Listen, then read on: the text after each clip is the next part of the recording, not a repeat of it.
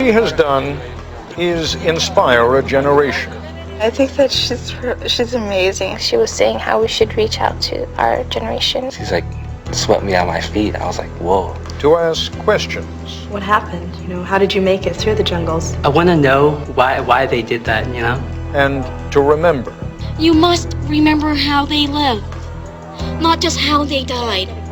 Because when you remember how they lived, they get to live in every single one of you. Tonight, a survivor's story, living to tell.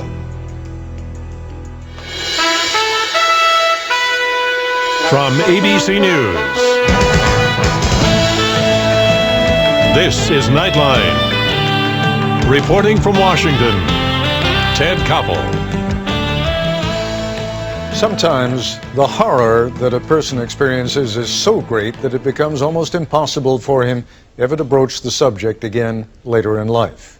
One of the extraordinary consequences of the film Saving Private Ryan, which began with a searing sequence of U.S. troops landing on Omaha Beach during the Normandy invasion, one of the consequences of that movie was that it made it possible for a number of World War II veterans to begin talking to their families about what had happened to them more than 55 years ago.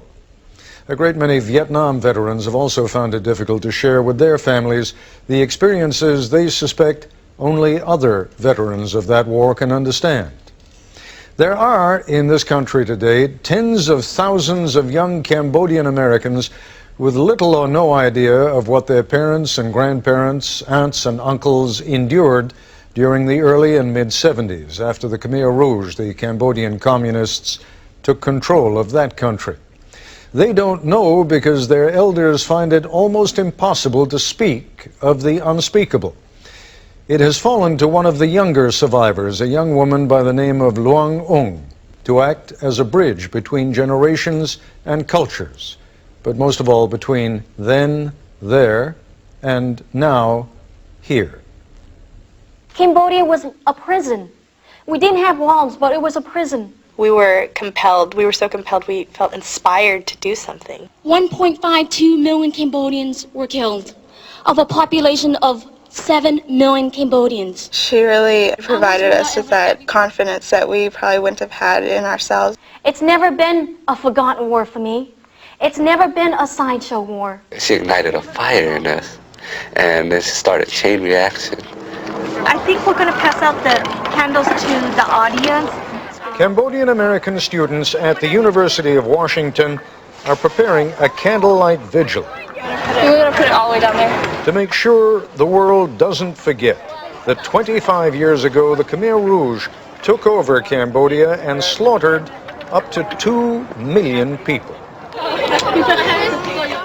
Every one of these young people has been affected by that reign of terror and has lost a parent, grandparent, sister, or brother. Is it going to hold us though? Some were born in the jungles as their parents fled for their lives. So there's no life, just my mom screaming in pain, and while they're doing all that, I was born.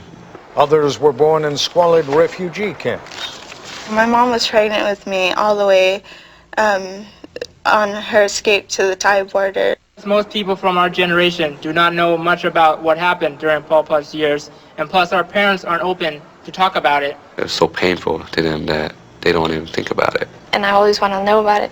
And she doesn't like it because she's away from there now, and I guess she wants me to move on.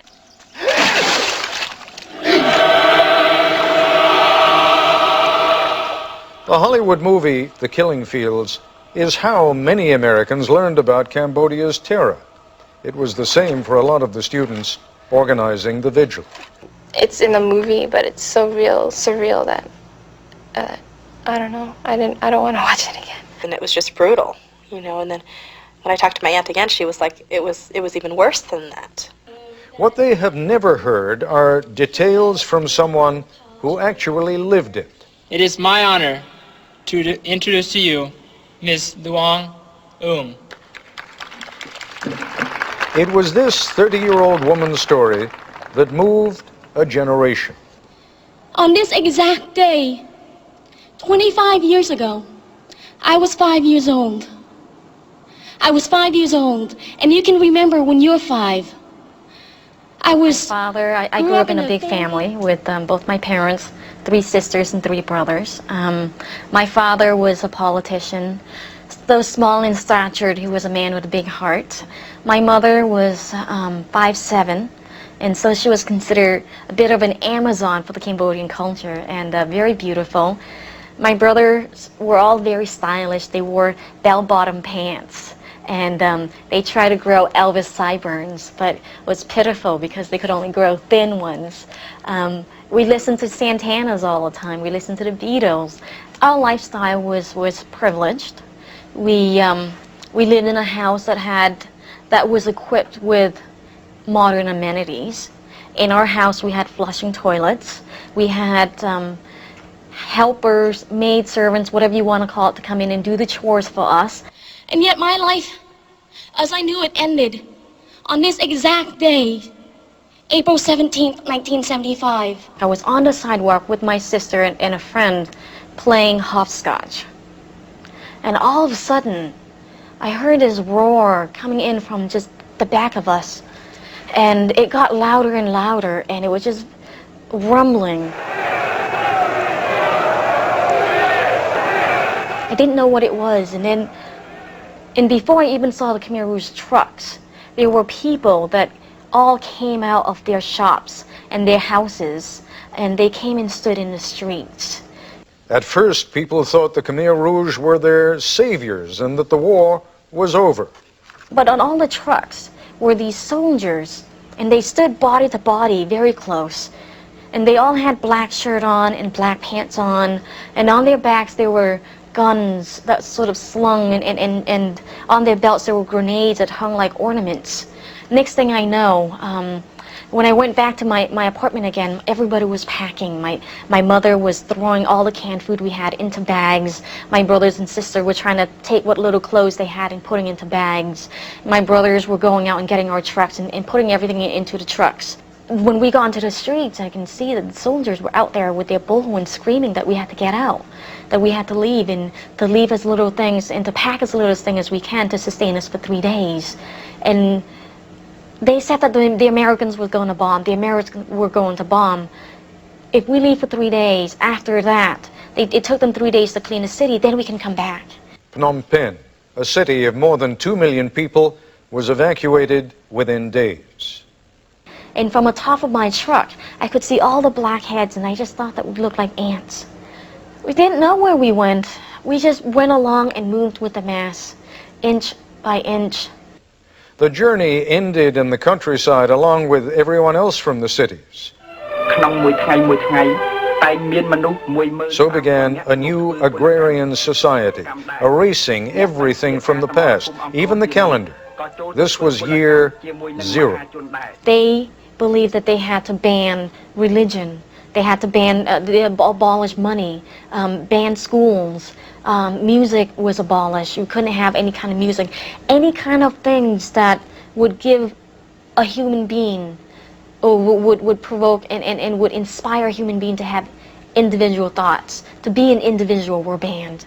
That included newspaper, radios, televisions, gatherings and meetings. They went as far as making people wearing haircuts. Girl had to have the same crop style haircuts.